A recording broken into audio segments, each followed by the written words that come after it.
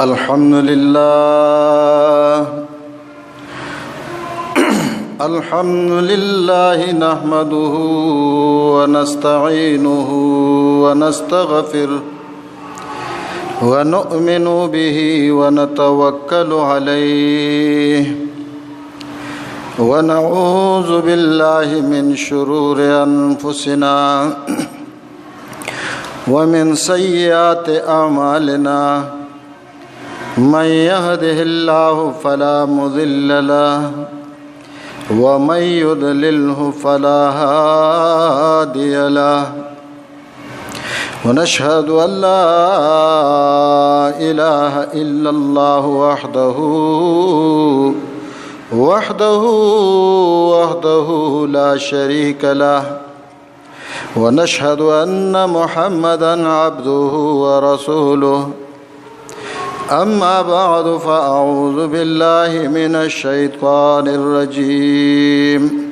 بسم الله الرحمن الرحيم وقال الله تبارك وتعالى في القرآن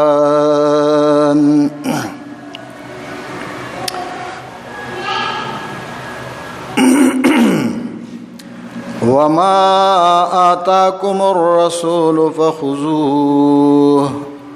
وما نهاكم عنه فانتهوا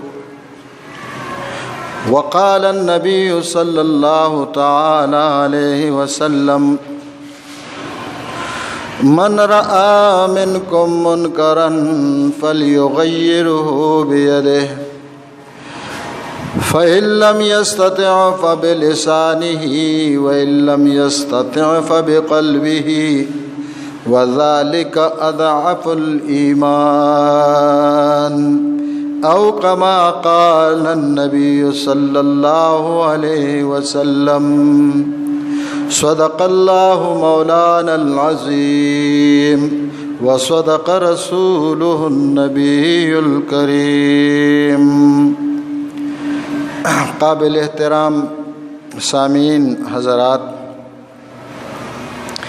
الله جل جلاله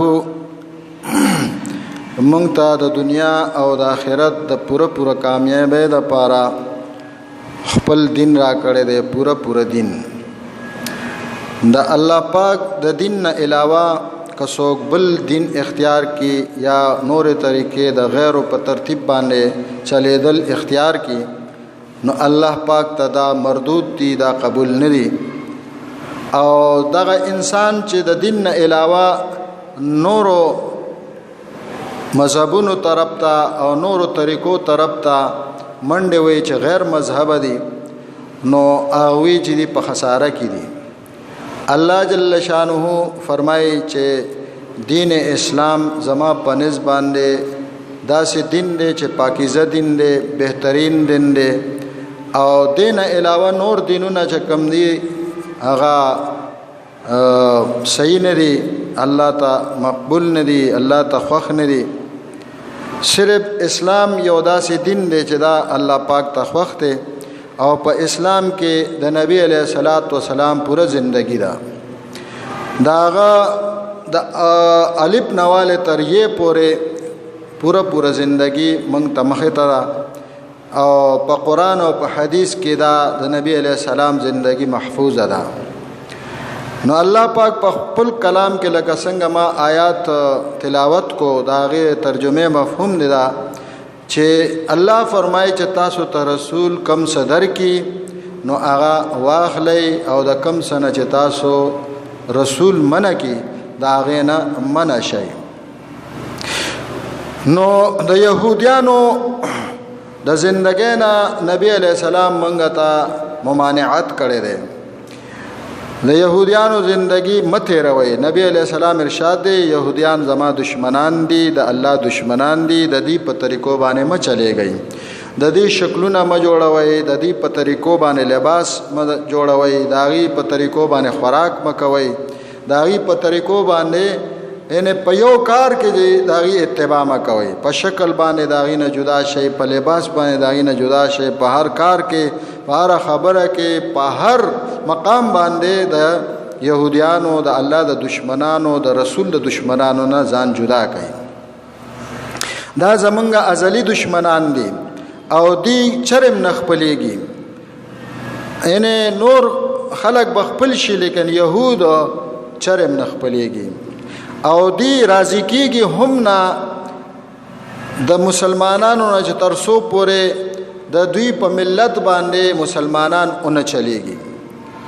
نبی علیہ السلام ته الله پاک جل جلاله خپل فرمایي چې دا يهود بستانه هرگز راضي نشي تر څو پورې چې ته د دې د ملت اتباع نه کې. نو په دې باندې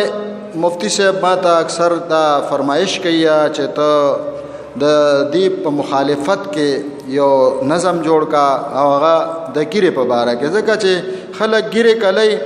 نو ګیره کلول دا د يهوديانو اطاعت ته د يهوديانو تابعداري ده. نو هغه ما ته فرمایل چې دا خلک دې د غیر مسلمو د يهوديانو په طرز باندې ژوندۍ تیري داغي دوستی خپلې یا هغه د خپل جن ملګری جوړي. نو دې دا شکلونه چې کم جوړي داغي په شکلونو باندې د دې په مقابله کې تس شعرونه جوړ کا س نظم جوړ کا. نو دا یو نظم ما جوړ کړی دی. دشمن درب شي چې واجب ګیر سپاکړي د ځان نه جوړي جړا کړي دا کار کړی يهوديان د ځان نه جوړیندو کافر کړي په اوستر چې ګیر لر کړي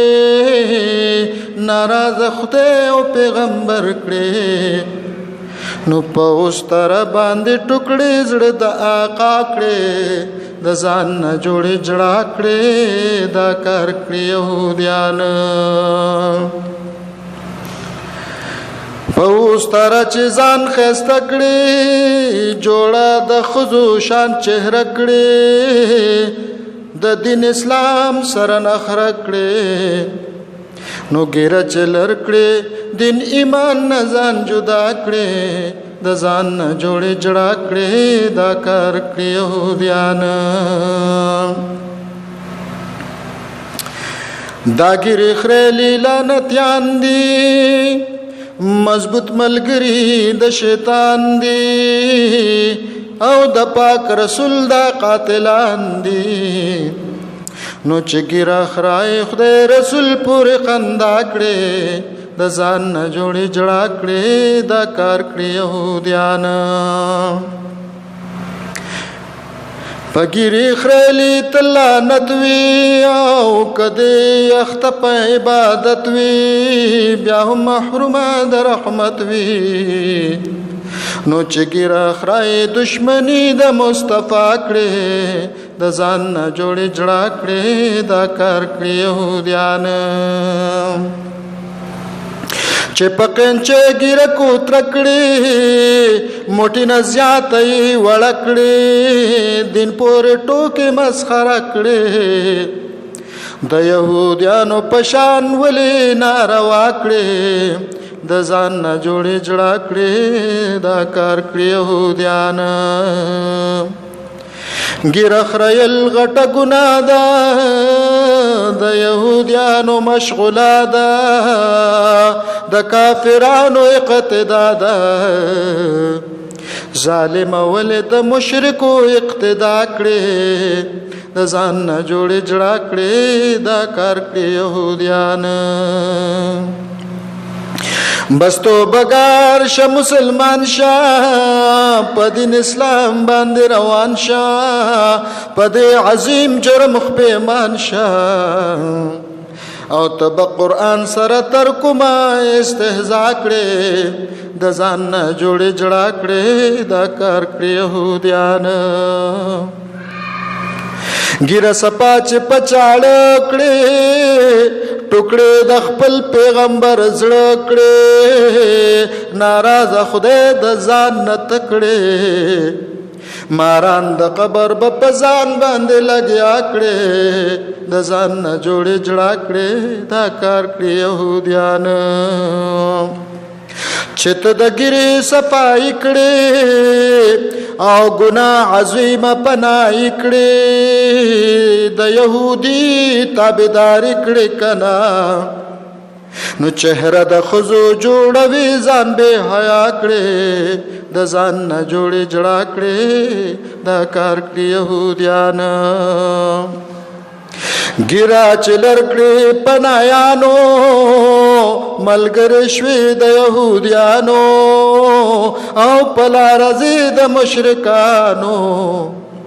نو په جهنم کې د يهودو ملګرتیا کړې د ځان نه جوړې جړا کړې دا کار کړی يهوديان ګیره واجب دلر کړولې په مشوره د شیطان چلے د قوم لوط پر رزغلې نو د قوم لوط پشان بزان ګورې رسوا کړې د ځان نه جوړې جړا کړې دا کار کړی يهوديان کڅوک دلیل غواړي زمانہ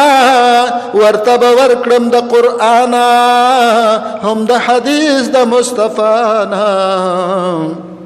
نو چت دا ګیره کلوي ځان به تبا کړې د ځان نه جوړې جړا کړې دا کار کړی يهوديان ګیره چې لر کړ زنانا شي د خدای رسول نه بیگانا شي شمار په ګناه کې ورځ او شپه شي کنه د مرګ په وخت به بیا بچغو ته جړا کړې د ځان نه جوړې جړا کړې دا کار کړی يهوديان کوډ 0300 کړه ډایل او شچپ 2524 تمایل کړه 340 هم شامل کوډ 0300 کړه ډایل شپ 2524 تمایل کړه 340 هم شامل ځان به خبر د کرامت پدې وینا کړې د ځان نه جوړې جړا کړې دا کار کړی يهوديان دشمن درب شي چې واجب ګیره صفا کړې د ځان نه جوړې جړا کړې دا کار کړی يهوديان د دې نظم معلومات وکي او دغه چې کم شعرونه کم بیتونه ما جوړ کړی دي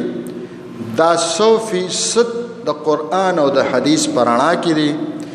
دا د خپل طرف نه دي او کچره تاسو ته ډېر پدې کې وهم او شک وی چیرې دا د ځان نه دي نو بیا دا اشعار چې دي دا تاسو ووري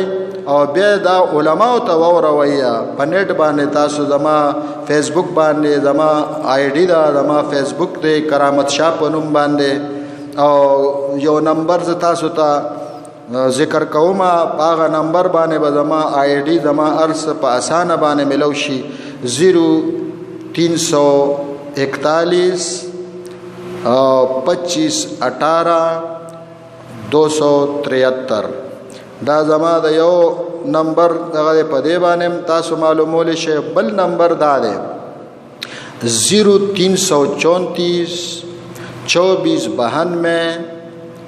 او 827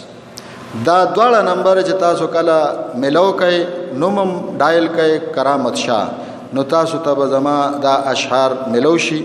او دا بیا علماء ته ووروي چې آیا دا د ځان نه دی او کنه دا د قرآن او حدیث پرانا کړي نو الله پاک دې موږ ټول ته په دې د عمل توفیق راکړي. السلام علیکم.